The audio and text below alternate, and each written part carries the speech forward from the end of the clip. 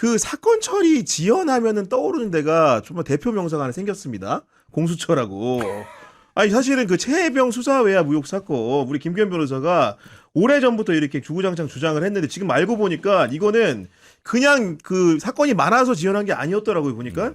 사실 저는 예전부터 그 낌새를 많이 알고 있었죠. 예, 특히 3개 정도의 이벤트가 있어요. 이거 3개 보면. 이벤트. 네, 3개 예. 이벤트였는데. 처음에 제보를 하러 다 들고 가서 조사 받습니다. 넘기고. 근데 알고 봤더니 그 사람이 이종호의 변호인이었다라는 걸 알았을 때 이게 첫 번째 이벤트. 멘붕 오죠 그러면. 네. 그리고 이제 두 번째 이벤트는 거기서 이제 좀 담배 피는 장소가 있습니다. 바깥에. 휴식 시간에 거기를 나가서 쉬는데 그 수사관 분들이 많이 있어요. 거기서 어떤 수사관이 사실은 외압이 많아서 이거 수사하기가 힘들다라고 저한테 대놓고 얘기를 해요. 예. 야, 제가 변호사님 사실은 국회 앞에 가갖고 1인 시위까지 하려고 그랬다고. 너무나 화가 나서. 네. 그 정도 얘기까지 들고 이게 두 번째고요. 세 번째 이벤트는 박정훈 대령 재판을 하는데요. 여기서 그때 뉴스가 나왔어요. 김계환 전 사령관이 공수처에 나가가지고 사실은 대통령 경로가 있었고 외압이 있었다라고 실토를 했다는 이런 첩보가 있었어요. 그렇다면 그 김계환 사령관이 공수처에서 말한 그 조서, 그 서류만 받아가지고 우리 박정훈 대령 항명 재판에 내면 유리한 증거로 활용할 수가 있죠. 아주 유리한 네. 증거고 게임 끝이죠. 바로 무죄가 그렇죠. 되는 거죠. 그래가지고 재판부에 요청을 해갖고 공수처에다가 제출 명령을 하게 신청했습니다. 제출 명령 했어요. 그럼 명령이 법원 따라야지. 명령이면 이건 법적으로 따라야 되고 거부할 방법이 없어요. 공수처가 그걸 거부합니다. 진짜예요? 네. 이상하다라고 해서 또 했어요. 두 번째로 두 번 제출 명령 냈는데 또 거부해요. 어이가 없네. 네, 오동훈 공수처장 때. 그래서 저는 사실 얘네는 이거 뭉개려고 그러는 거 맞다.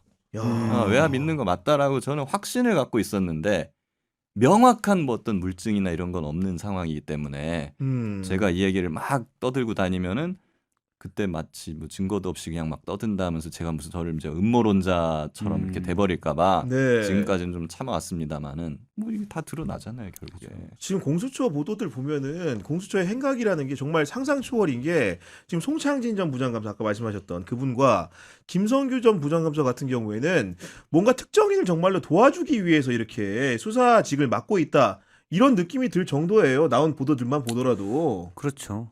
총선 김성규 당시 공수처 1부장인데 처장 대행을 했죠. 공수처장 대행을 했는데 총선 때는 최상병 관련 총선 전에는 최상병 순직 사건 관련 피해자들을 소환하지 마라. 네.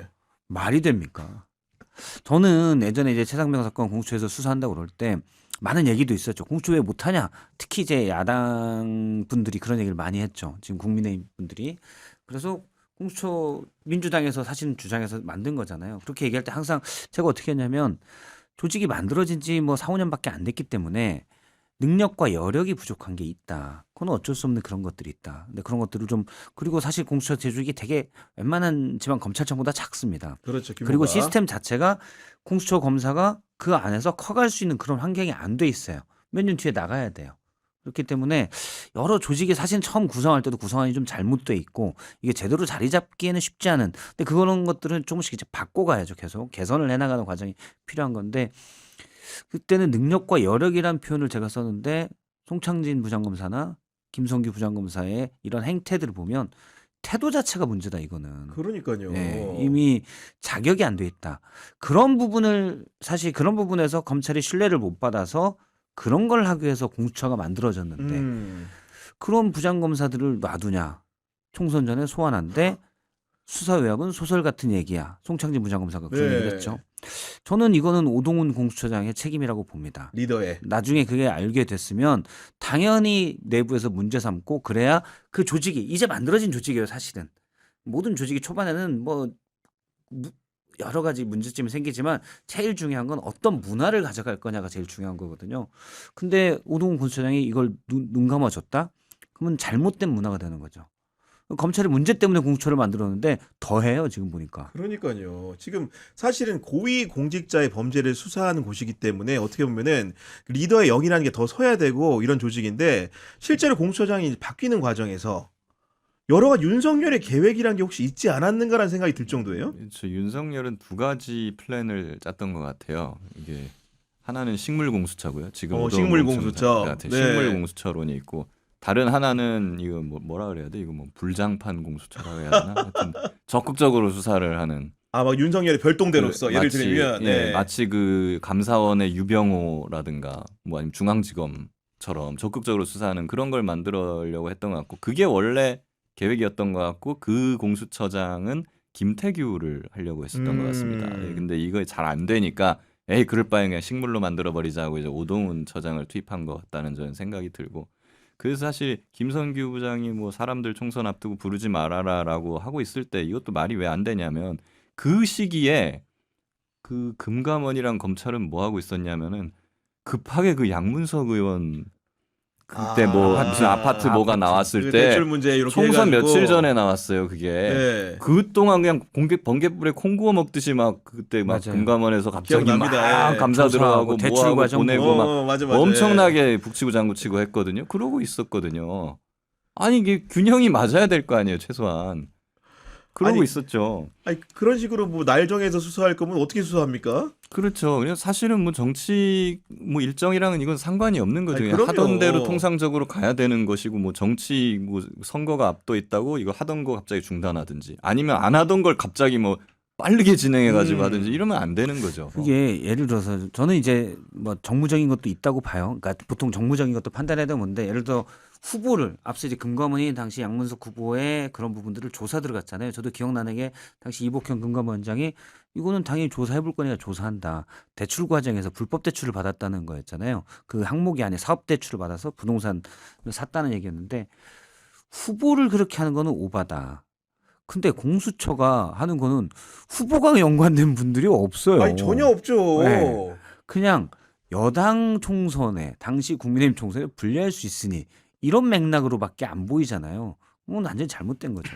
야, 그러니까 지금 어떤 생각 드냐면은 우리가 검찰 개혁을 얘기하면서 그 새로운 수사기관의 탄생을 앞두고 있잖아요. 중대범죄수사청이라는 그런 상황에서 뭔가 권력기관의 재편 혹은 수사기관의 재조정이 좀 필요하지 않냐. 공수처 문제도 물론 제도적으로 설계가 잘못된 부분이 있다라면은 바꾸거나 혹은 최악의 경우에는 폐기할 수 있어야 되는 용기도 있어야 되지 않느냐 이런 얘기 나옵니다. 지금 두 가지죠. 이제 인적 청산을 해야 되고 제도 개선을 해야 되는데 인적 청산 측면에서는 지금 오동훈 처장도 피의자 입건이 됐고 결국에 이런 걸 못 막고 직무유기 혐의를 지고 있지 않습니까? 그러니까 사퇴를 하고 공수처는 이번엔 물갈이를 하는 것이 맞다라는 생각이 들고 근데 그렇다 하더라도 공수처는 현 제도상으로만 놓고 보면은 사람만 제대로 수사할 수 있는 사람들로 박아 넣으면 굉장히 무서운 조직이 그래요? 됩니다. 왜 그런 겁니까? 그냥 공수처는 독립기관이에요. 누구의 지위도 받지는 않습니다. 대통령도 법무부 장관도 없어 쉽게 얘기하면 예, 중간에. 없어요. 대통령도 처음에 임명만 할 뿐이지 임명해 놓고 나면은 그냥 그 임기 3년 동안은 올마이티예요. 그냥 진짜 뭐든 다 할 수 있어요. 그리고 그 뭐 한다 그래서 대통령이 뭐 인사로 날릴 수 있는 그것도 없어요. 그렇기 때문에 상상해 보세요. 지금 내란 특검 하고 있는 이제 조은석 특검이 공수처장으로 임명된다. 이 상상 한번 해보세요. 그럼 공수처가 얼마나 파워풀해질까요? 무서운 조직이 될 겁니다. 네, 그런 식으로 보면은 저는 앞으로 공수처가 진용만 제대로 갖추면은 제2의 윤석열이 나오기 가장 좋은 조직이거든요. 오히려 여기가. 역설적으로. 네, 그렇기 때문에 지금까지는 식물공수처여서 아무도 그 생각을 못하지만 향후에는 이것까지 대비를 해야 돼서 제도 개선을 이참에 한번 다시 한번 짜볼 필요가 있다라는 생각이 들고요. 그래서 사실 공수처의 탄생 목적을 생각해 봐야 되는데 원래 생겨난 게 판검사 견제하려고 만든 거예요. 이게. 원래 판검사 비리청에 이름 예, 나왔잖아요 옛날에. 그렇죠. 판검사들을 아무도 수사를 안 하고 아무도 재판 다 막 봐주게 하고 있으니까 그렇습니다. 그게 주된 탄생 목적이거든요. 그런데 지금 공수처를 보면 고위공직자라고 해가지고 무슨 자치단체장부터 뭐 온갖 사람들을 다 수사 대상으로 넣고 있는데 거의 모든 사람들을 수사할 수 있다 보니까 아무도 수사가 안 돼요 이게 결과적으로. 그렇기 때문에 원래 탄생 목적으로 돌아가서 뭐 정치인이니 아니면 행정부, 입법부 이런 사람들은 기존의 경찰, 검찰, 특검, 이제 생기는 중수청까지 다 여기서 수사를 다 맡길 수가 있는데 굳이 공수처가 이걸 할 필요가 없습니다. 원래 목적이던 판사, 검사 그리고 막 고위 경찰 요 정도까지만 정해놓고 딱 해서 전문 수사청화 시키는 것이 그래야 공수처가 저는 살 길이라고 보고요. 그 지금처럼 정치인도 수사할 수 있고 판검사도 수사할 수 있는 상태로 놔두면 뭐가 문제냐면 제가 공수처장이에요. 누구 수사하고 싶을까요? 당연히 정치인 수사를 하고 싶습니다. 이게 난이도도 낮고요. 판검사는 선수들이어가지고 수사하기도 어렵고 한다 그래서 온갖 별로 저항도 들어오고 네. 백도 들어오고 별로 피곤만 해. 네, 그렇죠. 피곤하고 별로 빚도 안 나. 근데 정치인 하나 잡아넣으면은 나 박수치고 좋아하고 뉴스에 많이 나와요. 그러면 판검사 수사는 제대로 안 되고 정치인 수사만 하게 돼 있어요. 이 구조에서는. 그러니까 이거 빼야 됩니다. 판검사 수사만 해. 판검사 전문 수사처 이렇게 가야 돼요. 네.